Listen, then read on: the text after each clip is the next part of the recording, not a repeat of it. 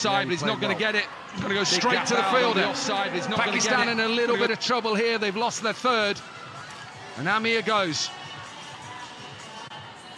Boast, he keeps taking wickets. We've seen that the whole time.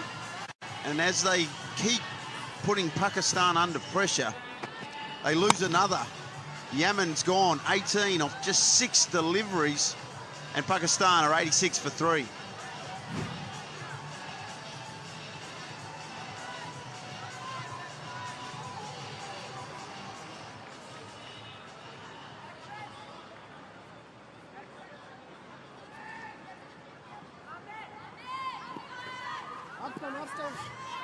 Shahab Khan then in at number 5 for Pakistan, qualifier 2.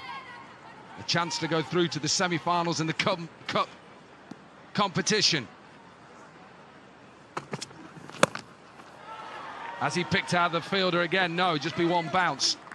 Been here before, Dan Christian, back in 2005. You'll know, I know you love your stats. Aussies have only ever won the Hong Kong Sixes in 2010. You beat Pakistan in the final. You're just one game away from reaching that final. Yeah, just the one game away, as you say, Corky. The winner of this one. And they've both been playing some really good cricket. Extraordinary game of cricket, that 2010 final. The Aussies needed 45 off 8 balls, something like that. David Warner and Glenn Maxwell and a couple others did very well that day. A couple of decent players then, really. Yeah, they turned out all right, those two, didn't they? Left hand, right hand as well. Lovely combination. Thanks for joining us. Hopefully you come back when you've won that semi-final and you get in the final. Come back and join us here. Yeah, that'd be nice. It's been a fantastic couple of days here in Hong Kong. Thanks to everyone for having us. We've really enjoyed it, and the cricket's been fantastic. Yeah, thanks a lot to Dan Christian, and good luck in that semi-final. Smash back over his head.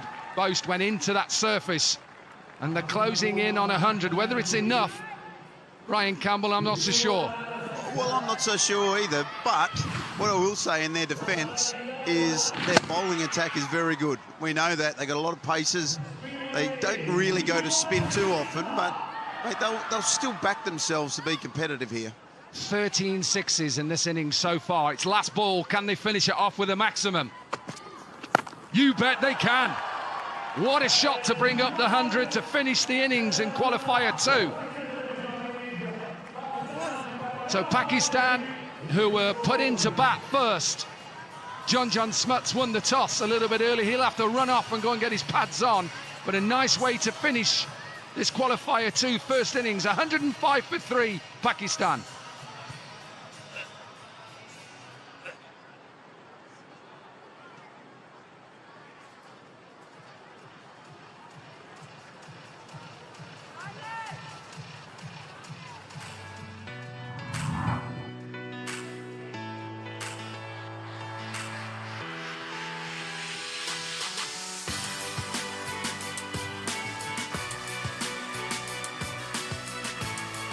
Akhlaq was the pick for Pakistan in qualifier 2, 53 from 16.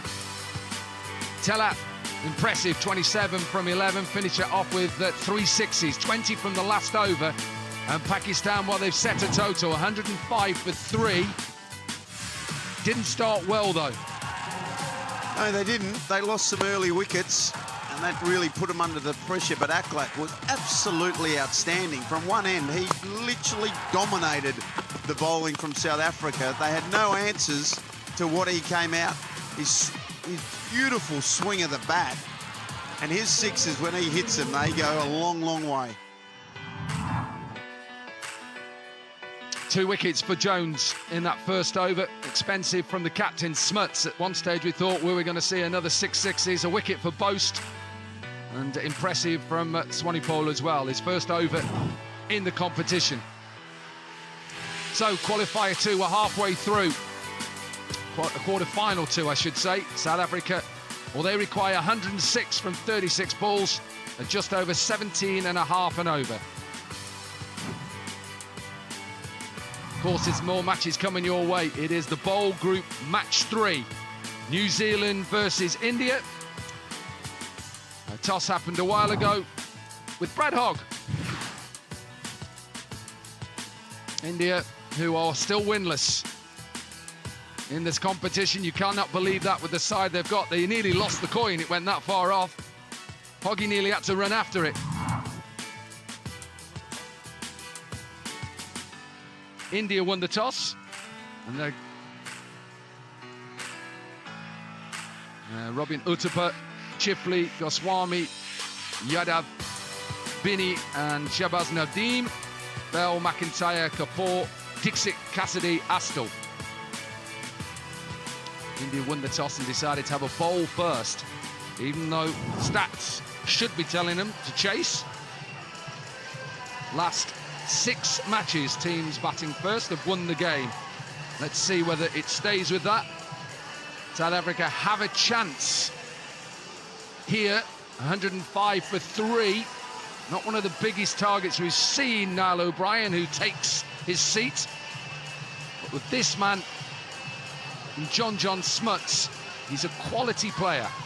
Yeah, the general consensus with the South Africans at the mid-innings break, just hanging around pitch side, was they walked off pretty happy. Even though there was a couple of maximums at the back end of that final over, they feel like they've got Pakistan under par. So an opportunity, 2 very strong sides. Pakistan with a wonderfully attacking bowling units, and then South Africa got some real power. Jacques Snyman missed out the last game, but he can tonk it. And JJ Smuts is probably as good an all-rounder as any in this tournament. Bowls well, bats well, and leads well. So this should be an epic encounter of 2 powerhouses in the history of the Hong Kong Sixers. You love your stats, I know you do. For everybody out there, I've got a beautiful stat for you, John Smuts. It's on Jacques Snyman, born on the very same day, 10th of May 1994. Nelson Mandela became Prime Minister of South Africa. I had the privilege and the honour to meet him in 1995 when England returned to South Africa to play Test match cricket. What an honour it was for not just me, the whole of the England cricket team, to meet the great man Nelson Mandela. 106 then. Short delivery straight into our commentary box window. Little bit of pace. We know Shahab has pace, but a good start for South Africa. Yeah, aggressive from the pace man into the ribs of Snyman, who just gets enough. This is a big battle, this first over. Can he swing a couple back in and attack the stumps of Jacques Snyman, who likes hitting down the ground? He doesn't move his feet a great deal. He likes to stand still and back his brute force. That's a decent delivery, you're right. Big high backlift, he's waiting. Most South Africans, when you talk about South African batters, because there's a bit of pace in their pitches, they love to cut and pull the ball. Think of some of the greats. We had 2 that came over from South Africa who played a lot in England, Robin Smith and Alan Lamb. We watched little clips of them, cuts, pulls. Yeah, I saw Lega on Saturday, Lega Lamb. I saw him in my local coffee shop. What a player, what a Great man. player. I know he's been through a little bit of problems health-wise. Hope he's okay and getting better. What a shot. Typical South African, picking up on length really quickly and smashed out of the ground. That travelled a distance. That's the skipper, John Smuts. Yeah, you're going to bowl that length. You've got to fetch it from outside on most occasions. It's all about setting the right tone for Pakistan. They needed to get the first over right on the money, but so far, 11 of the first 3. Just lost his shape a little bit. And let's listen from the South African captain. Yeah, look, first time captaining a South African team, so a very proud moment for me. You know, it's been a while since I've actually captained. I've had a few years off, so yeah, looking forward to it. It's obviously a unique tournament with a lot of different ways of playing, only having 6 members per team, so yeah, lots to look forward to. Thankfully, he got his words out better than me. Let's listen to, I should have said. First time he's captained South Africa. I had the privilege of captaining England here. Now has to be out, surely out, given out. Little bit of swing. Gone short in the first 5 deliveries. This pace and swing, and Smuts goes. Well, I asked the question, can he swing the ball back in to the right-hander and attack the stumps and the pads? He's done just that. That's a huge wicket. It's easy as you like. It's plumb in front. Back leg. Umpire says yes. A little nod of the head. And off you go, JJ. Big breakthrough for Pakistan. Smuts gone for 6, 11 for 1.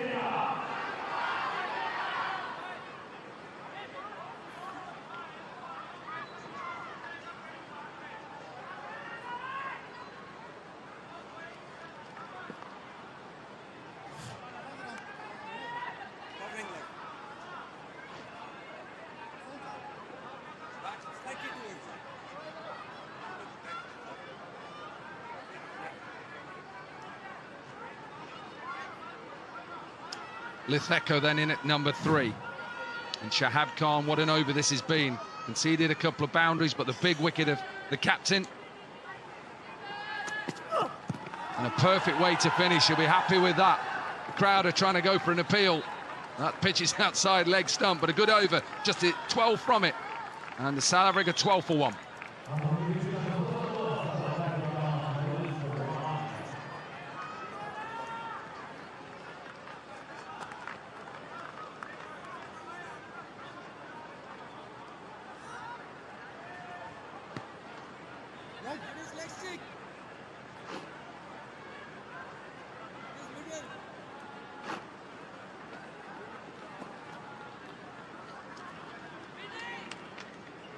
.106 is what South Africa require, 94 from 30. That's not going to be easy. Pakistan have got a fine bowling unit. Amir Yamin bowled the second over, an excellent first over from Shahab Khan. Most wickets in the 2023 National T20 Cup in Pakistan with 25. And an important wicket in that over, John Smuts.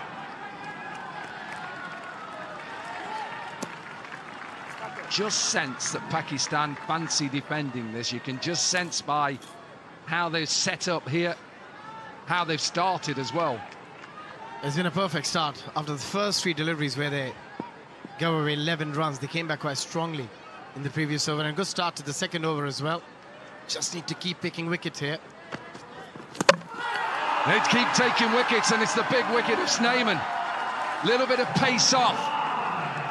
We thought was 105 going to be enough, and with 2 wickets in the first 2 overs, they're in control of this game, Pakistan. He's a quality cricketer, Amir Yamin. A little bit of angle in as well, attacking the stumps. Brilliant from Pakistan. What a start with the ball. Jacques Snyman must go, trudges off for 5, and South Africa in a bit of a hole, 13 for 2.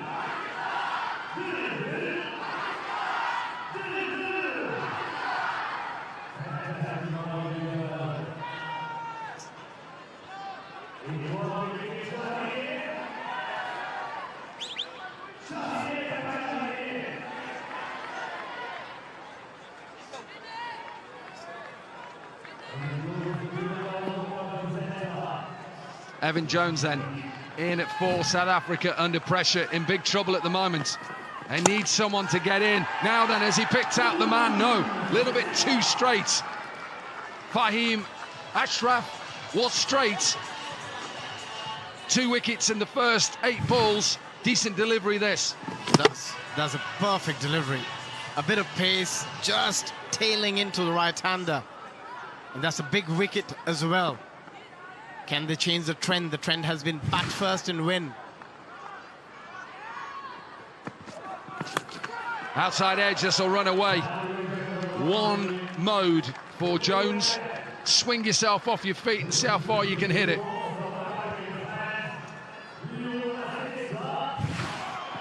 Well, that's the nature of the beast, I'm afraid. Nothing wrong with the ball. It's a thick outside edge, and with only 4 fielders, fortune favouring Jones. 10 from 2, striking at 500.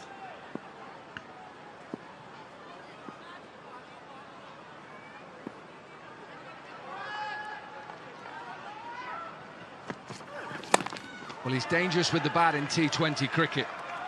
He strikes a 4 or a 6 every 6.2 deliveries. Not sure that 0.2, if you can bowl a 0.2 delivery, but every 6.2 deliveries, he hits a 4 or a 6. I think Chris Gale in his pomp was hitting a boundary every 4.6 balls in the power play. So anything in and around that's impressive. Yeah, he was quite good, that man. Still is. Plays a little bit of Legends cricket around the world now.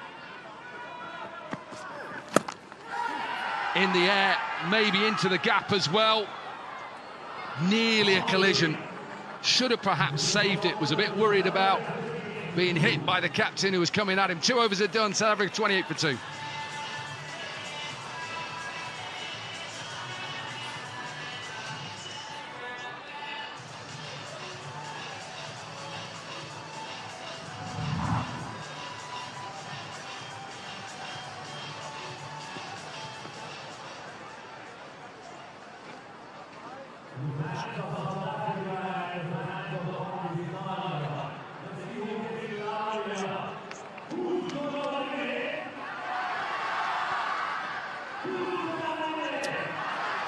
Qualifier 2 then.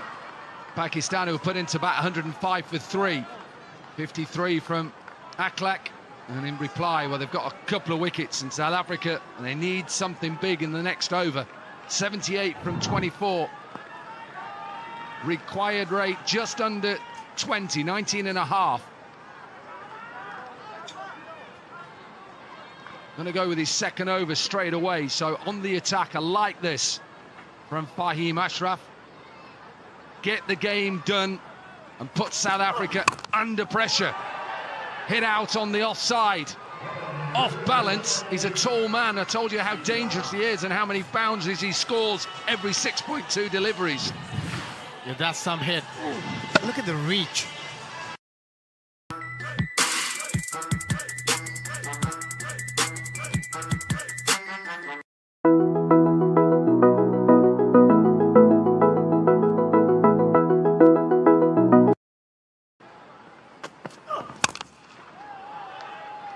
That'll just be one.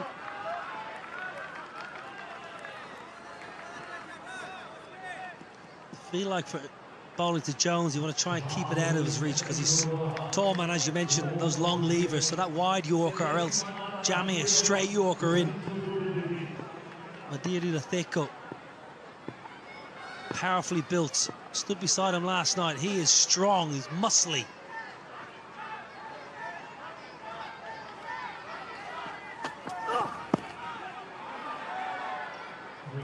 He tries to just scoop this. I think it comes off his glove.